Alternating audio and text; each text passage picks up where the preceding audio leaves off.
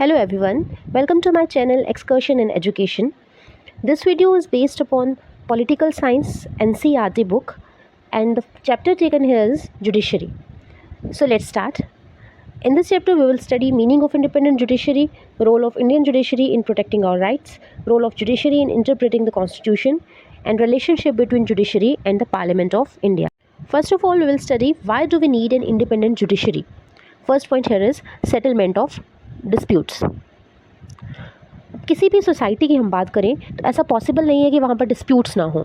ये जो डिस्प्यूट्स हैं they may be between individuals, between groups, between individuals and groups और groups and government. Means different level पे ये डिस्प्यूट्स जो हैं ये अराइज होंगे और जितने भी ये डिस्प्यूट्स हैं इन सब को सेटल करने के लिए हमें एक इंडिपेंडेंट बॉडी चाहिए और वो इंडिपेंडेंट बॉडी है जुडिशरी। नेक्स्ट पॉइंट है रूल ऑफ लॉ। अब ये जो डिस्प्यूट सॉल्विंग का मैकेनिज्म है it is not possible without the rule of law. क्या है ये रूल ऑफ लॉ?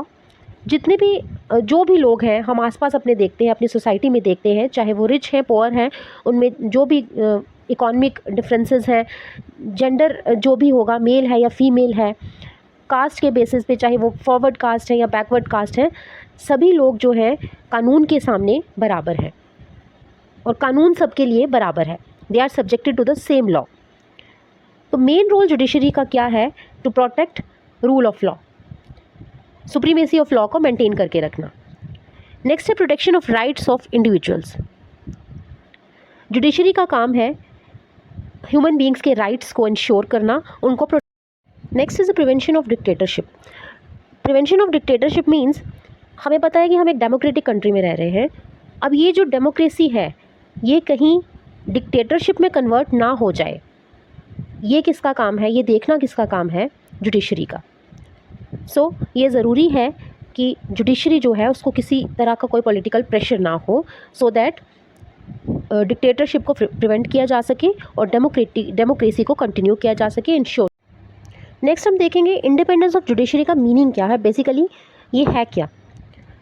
सिंपल अगर वर्ड्स में हम बोले तो इंडिपेंडेंस ऑफ जुडिशरी का मीनिंग है गवर्नमेंट के बाकी के जो दो ऑर्गन्स हैं एग्जीक्यूटिव एंड लेजिस्लेचर, इनका जुडिशरी पर कोई दबाव नहीं होना चाहिए और जुडिशरी की फंक्शनिंग इन दोनों ऑर्गन से अफेक्ट नहीं होनी चाहिए। इसके अलावा एग्जीक्यूटिव और लेजिस्लेचर जो हैं ये जुडिशरी के किसी भी काम में, किसी भी डिसीज़न में इंटरफेयर ना करें। जो भी जजेस हैं, चाहे वो सुप्रीम कोर्ट के हैं, हाई कोर्ट के हैं या फिर लोअर कोर्ट्स के जजेस हैं, वो अपने फंक्शंस को किसी भी डर के बिना परफॉर्म कर सकें, किसी भी पॉलिटिकल प्रेशर के बिना परफॉर्म।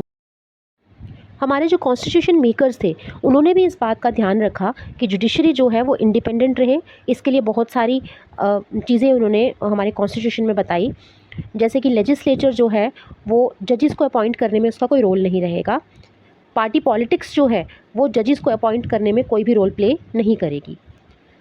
कोई इंसान अगर किसी इंसान को जज अपॉइंट किया जाना है तो उसको एज अ लॉयर एक्सपीरियंस होना चाहिए, जबकि पॉलिटिकल ओपिनियंस जो हैं वो किसी पर्सन के वो क्राइटेरिया नहीं रखा जाएगा जजेस को अपॉइंट करने के लिए।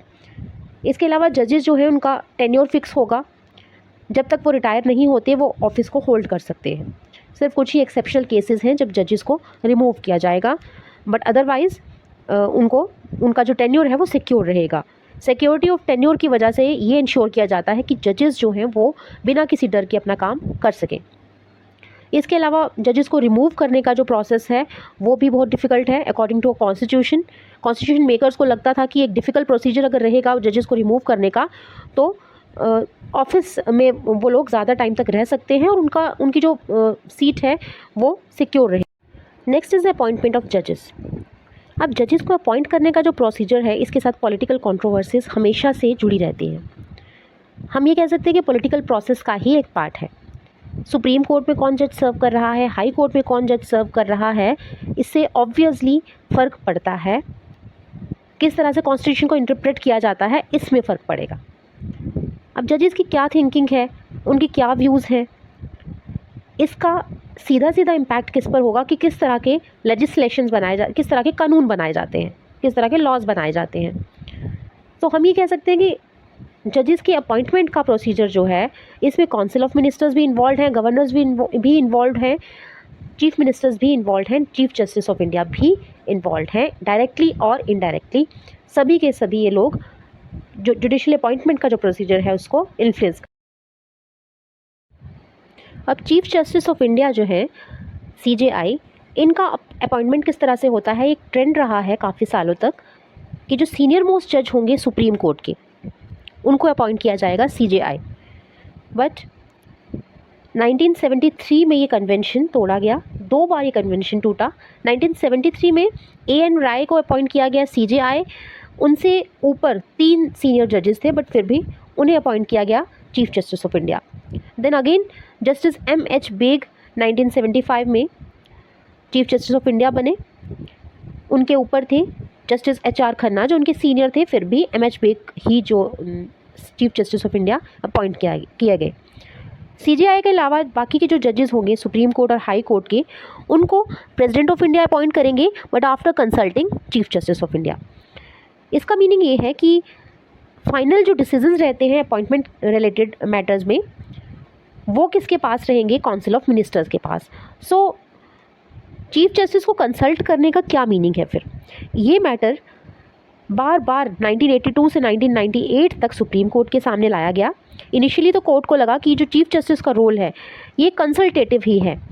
देन उन्होंने कहा कि चीफ जस्टिस का ओपिनियन जो है उसके बाद प्रेसिडेंट का ओपिनियन आना चाहिए। तो फाइनली सुप्रीम कोर्ट ने ये बोला कि चीफ जस्टिस जो हैं वो कुछ लोगों के नाम रिकमेंड करेंगे जिनको अपॉइंट किया जाना है।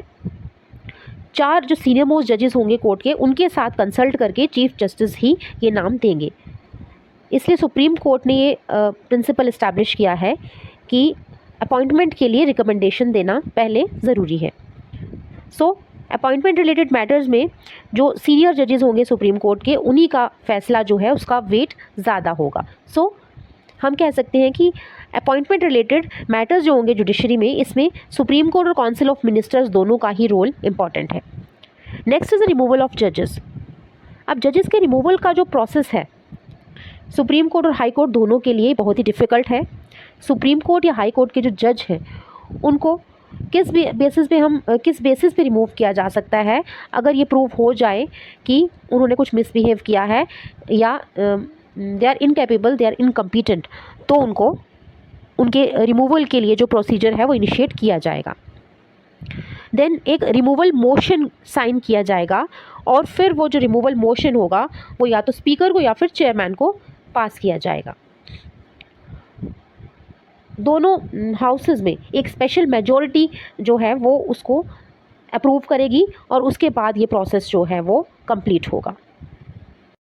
1991 में फ़र्स्ट टाइम इस तरह का एक अटेम्प्ट किया गया।